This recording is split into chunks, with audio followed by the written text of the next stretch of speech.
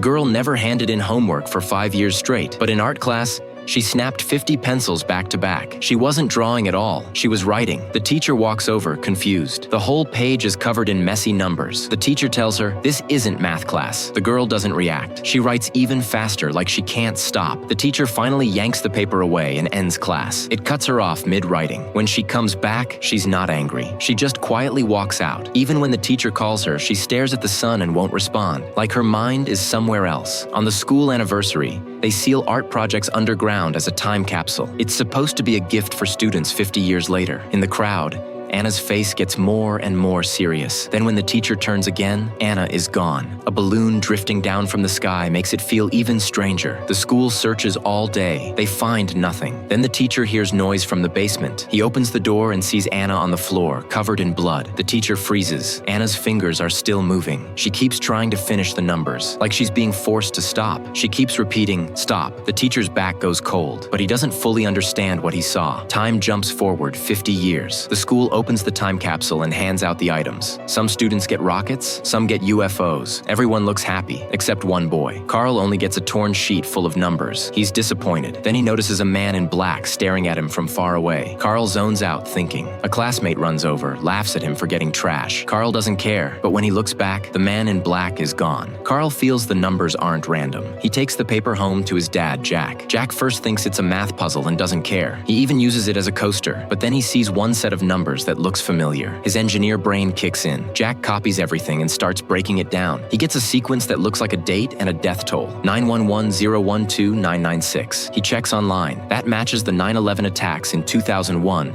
and 2,996 deaths. Jack's stunned because the numbers were written in 1959. He keeps searching. Every date lines up with a major disaster. Every death count matches. But after each date and death toll, there are extra numbers he can't explain. That evidence makes it hard to deny. The numbers can predict disasters. So the next morning, Jack goes to a research base for help. He tries to get his astronomy colleague to take it seriously. The colleague laughs at him and calls him superstitious. Jack shows the proof and says there are 3 disasters left. The next one is tomorrow. 81 deaths are marked. He thinks that will force the colleague to listen. Instead, the colleague brings up Jack's late wife. He says Jack is a single dad, overworked and delusional. Jack stops arguing and walks out. That night, Jack sits in front of the TV anyway. He keeps watching the news, waiting to see if a disaster happens. By the next afternoon, there's still no report. Because Jack never slept, he misses a phone call. Then his son at school sees dark clouds building outside. Jack runs out and drives toward the school, but traffic is completely jammed. GPS shows no way around it. He calls his son and tells him to wait. Jack sees coordinates on the GPS that look familiar. He grabs the paper and compares the numbers. He realizes the extra numbers after the date are coordinates, and they match where he is right now. Jack thinks the traffic might be caused by an accident ahead. He drives closer to check. Up front, it looks like a crash scene. He asks an officer what happened. Before he can finish, the officer's face changes, and he runs. Jack turns and sees a plane going down in the distance.